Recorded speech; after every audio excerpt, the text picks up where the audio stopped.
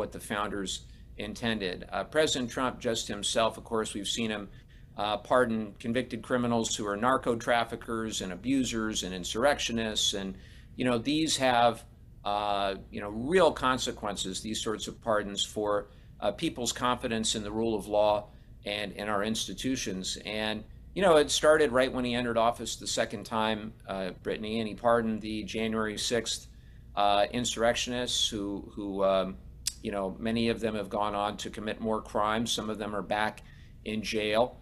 He, of course, pardoned the former Honduran president, who is a narco trafficker, at the same time that the administration is saying they want to go after narco traffickers in Venezuela. It's kind of hard to take them at face value when they're also pardoning some of the worst convicted narco traffickers around. And then the other stories of some of the executives who... You just heard what we all heard, and frankly what you've heard makes my blood boil with an intensity that borders on uncontainable, because this is not merely corruption or political malfeasance or executive overreach, but rather a wholesale demolition of the constitutional architecture that separates democracy from autocracy. And if you think I'm being hyperbolic, then I invite you to sit with the sheer avalanche of moral obscenity that just spilled from your speakers, because we're about to go deep into the constitutional abyss that Trump has weaponized, and wait until you hear what these pardoned insurrectionists have done after their release, because that bombshell alone should shake you to your core. On January 20, 2025, during the first day of his second term, Donald Trump granted blanket clemency to all people, nearly 1,600 convicted of or awaiting trial or sentencing for offenses related to the January 6 United States Capitol attack. And this wasn't some careful deliberation rooted in principles of mercy or rehabilitation or restorative justice, but what one advisor described as Trump saying just days before the inauguration, "Fuck it, release 'em all," which captures with profane precision the cavalier contempt for rule of law that animates this administration's relationship with accountability itself. The historical parallel here is chilling, and if you know your American history, then you understand that one of the most controversial uses of the pardon power in history was Andrew Johnson pardoning thousands of Confederates following the Civil War, and here we are once again witnessing a president pardoning those who sought to violently overturn the constitutional order, but this time it's worse, because Johnson's pardons were at least partly motivated by property restoration, not criminal exculpation, whereas Trump has explicitly rewarded political violence undertaken on his behalf, making crystal clear to anyone contemplating future anti-democratic action that loyalty to Trump supersedes loyalty to law or constitution or country. More than 600 rioters had been convicted of or pleaded guilty to assault of or obstructing law enforcement officers, and 170 of using a deadly weapon. So we're not talking about peaceful protesters or casual tourists, as the Republicans love to gaslight us into believing, but individuals who weaponized fire extinguishers, flagpoles, bear spray, and even explosive devices against law enforcement officers in an attempt to prevent the peaceful transfer of power, and now they walk free, not because they demonstrated remorse or rehabilitation, but because they served Trump's narcissistic narrative. But wait, because the depravity accelerates exponentially when you examine who exactly received these pardons and what they've done since, and this is where the progressive movement needs to channel our righteous fury into laser-focused activism, because at least 33 January 6th insurrectionists pardoned by Trump have been rearrested, charged or sentenced for other crimes since January 6, 2021, and the nature of these crimes should make every person who values human dignity recoil in horror. 6 of the pardoned January 6th insurrectionists are charged with committing child sex crimes, ranging from sexual assault to possession of child pornography, and 2 were charged with rape, while 5 were arrested or charged with driving while impaired or under the influence, and in 2 of these cases, the defendant's reckless driving resulted in a fatality. So Trump's pardons have unleashed upon American communities individuals who pose documented threats to children, to women, to innocent motorists, to the fabric of civil society itself. And yet the Republican Party stands silent, complicit, acquiescent in this moral catastrophe. The case of Matthew Huddle exemplifies this nightmare with tragic clarity because less than a week after he received a pardon from Trump, Huddle was fatally shot in an altercation with a sheriff's deputy, but before that final confrontation, prosecutors had documented that Huddle spanked his 3-year-old son so hard that he left bruises all over the child's backside and the child's neck, and the child had such extreme pain on his backside that he could not sit properly for a week, and Huddle was sentenced to 2.5 years of imprisonment for that abuse. And this is who Trump freed, this is who Trump called a patriot and hostage, And if that doesn't crystallize the moral bankruptcy of this pardon spree, then consider Daniel Ball, who was rearrested on the Florida gun charges after investigators found he possessed firearms despite prior felony convictions, including domestic violence battery by strangulation and resisting law enforcement with violence. Or consider David Daniel, who remains in custody on charges of production of child pornography and possession of child pornography which allegedly involved a prepubescent minor, and a federal magistrate judge wrote that the government's forecast of evidence is compelling and suggests defendant engaged in sexual acts with 2 young girls in his own family, yet Trump pardoned him for his January 6 crimes without apparently any consideration for the broader pattern of criminality and dangerousness these individuals represent. Now let's pivot to the Honduran narco trafficking scandal, because the cognitive dissonance here is so staggering, so absolutely grotesque, that it reveals the Trump administration's entire war on drugs rhetoric as nothing more than performative xenophobic theater designed to justify military adventurism while simultaneously rewarding actual drug kingpins who demonstrate personal loyalty. On November 28, 2025, President Donald Trump announced on social media that he intended to issue a full and complete pardon to former Honduran President Juan Orlando Hernandez, and Trump formally granted the pardon on December 1, 2025, and Hernandez was released from prison on the same day, and Hernandez had been sentenced to 45 years in prison in June 2024 after a U.S. federal jury convicted him of conspiring to import cocaine into the United States, and according to the Department of Justice, Hernandez and his co-conspirators trafficked more than 400 tons of U.S.-bound cocaine through Honduras between 2004 and 2022, which is not some minor drug possession charge but industrial-scale narco-trafficking that poisoned American communities, fueled cartel violence, and destabilized an entire region. The hypocrisy is almost too massive to comprehend, because the pardon creates a jarring contradiction in Trump's 2025 policy, and at the same time he was pardoning Hernandez, the Trump administration was conducting an aggressive military campaign in the Caribbean, designating cartels as foreign terrorist organizations and bombing drug boats. So we have Policy A, which involves bombing low-level drug runners in the name of the so-called war on drugs, and Policy B, which involves pardoning the man convicted of facilitating 400 tons of cocaine shipments. And if you can reconcile those two policies without concluding that Trump's drugs enforcement is entirely about theatrical displays of power rather than actual harm reduction or public health, then I have a border wall to sell you that Mexico will definitely pay for. Senator Tim Kaine articulated this perfectly when he said he was the leader of one of the largest criminal enterprises that has ever been subject to a conviction in U.S. courts,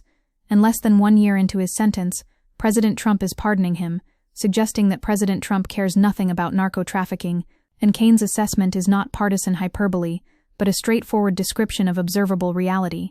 The judicial record on Hernandez is damning beyond measure because Judge P. Kevin Castell, who presided over the case, described Hernandez as a two-faced politician hungry for power. Former Attorney General Merrick Garland stated that Hernandez abused his presidency to operate the country as a narco-state, where violent traffickers operated with near-total impunity, and the evidence showed that Hernandez used the drug money to fund his political campaigns and commit voter fraud, while receiving campaign contributions and other bribes from drug traffickers, including Joaquin El Chapo Guzman, the then leader of the Mexico-based Sinaloa cartel. So this wasn't some tangential involvement or guilt by association, but active participation in and leadership of a transnational criminal enterprise that weaponized state power to facilitate cocaine importation. And here's where the pardon becomes even more transparently corrupt, because Trump announced this pardon just days before the Honduran presidential election as part of a broader message by Trump backing Tito Asfora for Honduras's presidency, with Trump saying the U.S. would be supportive of the country if he wins,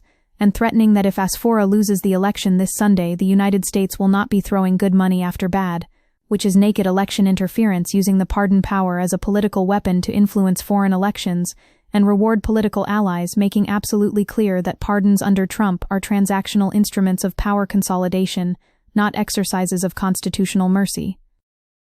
Several people in Trump's orbit lobbied for Hernandez's pardon, including his longtime ally Roger Stone, and Stone said he called on Trump in June to pardon Hernandez, and there it is, the connective tissue between Trump's pardon apparatus and his network of political fixers and influence peddlers. Speaking of Roger Stone, let's talk about this character, because he embodies the corrupt ecosystem that Trump has normalized and even celebrated, as Stone himself was arrested in connection with Robert Mueller's investigation and charged with witness tampering, obstructing an official proceeding, and making false statements, and a jury convicted him on all 7 felony counts, and he was sentenced to 40 months in prison. But days before Stone was to report to prison, Trump commuted his sentence, and Trump pardoned Stone on December 23, 2020. So Stone, who lied to protect Trump, who obstructed justice to shield Trump, who threatened witnesses investigating Trump's campaign, received not 1, but 2 acts of clemency, ensuring he faced 0 consequences for crimes committed in Trump's service.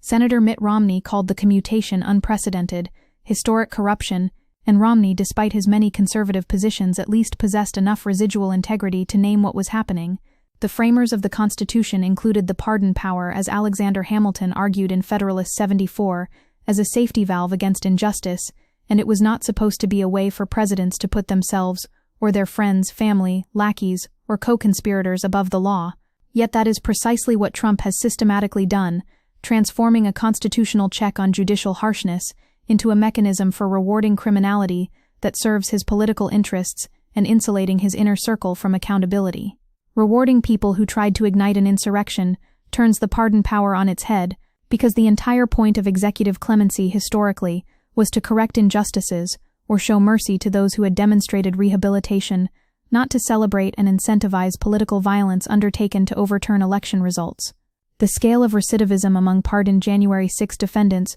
should alarm anyone concerned with public safety, because in 4 cases, the insurrectionists allegedly reoffended after receiving their pardons from Trump, and most recently, Christopher Moynihan was charged with a felony for threatening to murder House Minority Leader Hakeem Jeffries in October, and John Andrews was convicted in June for violating a peace order, and Brent Holdridge and Zachary Alam were charged in May with burglary and breaking and entering, respectively, which demonstrates that far from being remorseful, reformed individuals who made one terrible mistake, these are people who view Trump's pardon as license for continued lawlessness, and the fact that some pardoned insurrectionists have been embraced by the GOP establishment, and one was invited to the White House, and one apparently spoke to a North Carolina GOP group, and another serves on a Virginia school board, shows how thoroughly the Republican Party has abandoned any pretense of being the party of law and order. The financial costs alone should outrage taxpayers, because the total cost of the insurrection to the taxpayers is estimated to be $2.7 billion. Thanks to President Trump's reckless pardons, convicted rioters can not only walk freely, but they also are no longer required to pay their court-ordered restitutions, which means that American taxpayers are now subsidizing the damage caused by Trump's violent supporters, while those supporters face 0 financial consequences, and this is wealth redistribution in the most perverse sense, transferring resources from the public to reward those who attacked the public's institutions. Federal judges, many of them Trump appointees, expressed alarm at these pardons because they had presided over these trials, heard the evidence, reviewed the violence, and U.S. District Judge Carl Nichols, a Trump appointee, said that blanket pardons for all January 6 defendants or anything close would be beyond frustrating and disappointing, and U.S. District Judge Amit Mehta said that the prospect of Stewart Rhodes receiving a pardon is frightening and ought to be frightening to anyone who cares about democracy in this country. So even judges appointed by Trump, and predisposed to sympathize with his judicial philosophy, recognized that these pardons represented a fundamental threat to rule of law and constitutional governance. Yet Trump proceeded anyway, because his narcissistic need to rewrite the history of January 6 and his desire to reward those who fought for him supersedes any consideration of institutional integrity or democratic norms. The question before us now is what mechanisms exist to constrain this wildly abused power, and the answer is deeply unsettling, because prepared has consistently described presidential pardon power in sweeping terms, and the foundational case Ex parte Garland declared the authority unlimited and emphasized that pardon power is not subject to legislative control, and Congress can neither limit the effect of his pardon nor exclude from its exercise any class of offenders, and later cases reinforced that clemency flows from the Constitution alone, and it cannot be modified, abridged, or diminished by the Congress, which means that Congress cannot simply pass legislation to rein in pardon abuse, because such legislation would almost certainly be struck down as unconstitutional. The most effective solution requires a constitutional amendment. Congressman Steve Cohen reintroduced a constitutional amendment to clarify and limit a president's pardon power, and the amendment would explicitly prohibit a self-pardon, pardons of family members, administration officials, and campaign employees, and it would also bar the president from issuing pardons to those whose crimes were committed to further a direct and significant personal interest of the president. And this amendment represents exactly the kind of structural reform necessary to prevent future President from weaponizing clemency, but constitutional amendments require supermajority support in Congress and ratification by 3/4 of state legislatures, which means that absent a massive shift in political consciousness and popular mobilization, such reforms remain aspirational rather than imminent. Short of constitutional amendment, Congress retains investigative and oversight powers, and Congress cannot limit pardon power through legislation, but it can investigate clemency decisions and hold hearings examining their propriety, and congressional oversight can expose potential corruption or abuse, generating public pressure for accountability, which means that Democratic leadership needs to be conducting aggressive investigations into the financial connections between pardon recipients and Trump's political operation, examining whether pardons were granted in exchange for political contributions or other considerations, and making those findings public in ways that penetrate public consciousness, because sunlight remains one of the most powerful disinfectants, even when legal remedies are unavailable. Some legal scholars have argued that applying the federal bribery statute to presidential pardons issued to bribe recipients raises no separation of powers question, and DOJ has issued 2 opinions consistent with this understanding, and the more recent one from 1995 concluded that applying the federal bribery statute to the president raises no separation of powers question, and as to the provision banning self-pardons in 1974, the DOJ Office of Legal Counsel issued an opinion that such a pardon was illegitimate, which suggests that while the pardon power itself is virtually unlimited, the president can still be prosecuted for corrupt exercise of that power if it constitutes bribery or other criminal conduct, but good luck getting a Republican-controlled Justice Department to investigate Trump, or getting a Trump-appointed judiciary to uphold such prosecutions, which is why the long-term solution has to be political mobilization vote, the authoritarians out and elect leaders committed to democratic accountability. The threat to democracy here is not abstract or theoretical but immediate and existential, because pardoning insurrectionists convicted of crimes including violent felonies defies the GOP's image as the party of law and order, and future perpetrators of political violence could also expect to be met with clemency, which means Trump has created a permission structure for political violence by demonstrating that if you commit crimes on behalf of Trump or in service of MAGA ideology, you will be rewarded rather than punished. And this is how democracies collapse, not through sudden military coups, but through the gradual normalization of political violence and the systematic dismantling of accountability mechanisms until the rule of law becomes an empty phrase rather than a lived reality. The far-right extremist groups understand this perfectly because several experts said the reversal for rioters who committed both violent and non-violent crimes, including assaulting police officers and seditious conspiracy, is likely to embolden the Proud Boys and other far-right groups such as white supremacists, who have openly called for political violence, and the violent rhetoric following the pardons was chilling with at least 24 people on the pro-Trump website, Patriots, when expressing hopes for executions of Democrats, judges or law enforcement, and they called for jurists or police to be hanged, pummeled to death, ground up in wood chippers or thrown from helicopters, which is fascist eliminationist rhetoric that directly threatens anyone involved in holding Trump accountable, and this is the logical endpoint of Trump's pardon strategy, creating a climate of intimidation where judges, prosecutors, and law enforcement officers know that holding Trump supporters accountable may result in violent retaliation. What makes this moment particularly dangerous is that Trump has pardoned not just the foot soldiers who stormed the Capitol, but also the alternate electors of 2020,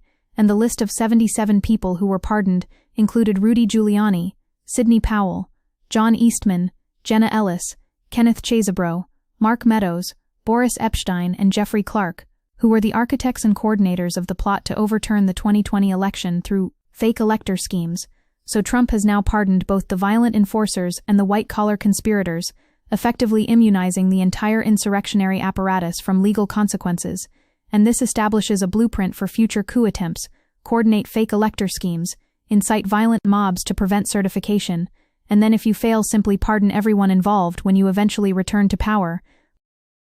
The contrast with how Trump characterized his own legal troubles is instructive, because throughout his prosecutions, Trump claimed to be the victim of weaponized justice and political persecution, yet his pardon pattern reveals that he views the justice system as a weapon to be wielded against enemies and a shield to protect allies. So when prosecutors investigate Democrats or protesters or racial justice activists, that's law and order. But when prosecutors investigate Trump associates, that's a witch hunt, and this doublethink is central to authoritarian political movements, which operate under one set of rules for the in-group and another for the out-group, with no pretense of equal justice under law.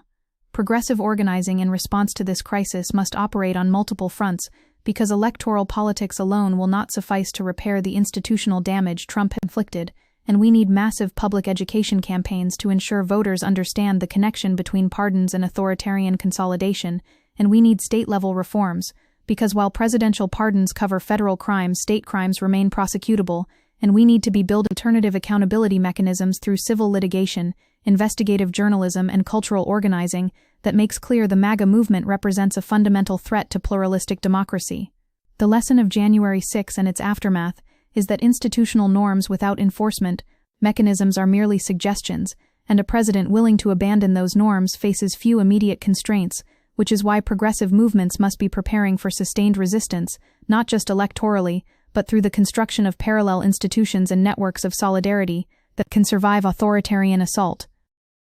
The fiscal costs of insurrection may be calculable at $2.7 billion, but the democratic costs are incalculable, because every pardoned insurrectionist represents a message that political violence in service of Trump is acceptable, and every narco trafficker freed because they curried favor with Trump's circle represents a message that loyalty matters more than law, and every Roger Stone who lies to Congress to protect Trump and then receives clemency represents a message that rule of law is for suckers and enemies, while the powerful operate in a zone of impunity. And if we accept this new normal, we allow these pardons to fade from public consciousness without sustained mobilization and accountability, then we are accepting the transformation of American democracy into something resembling competitive authoritarianism, where elections still occur, but their results can be challenged through violence, where laws exist but their enforcement depends on political loyalty, where justice is transactional rather than universal.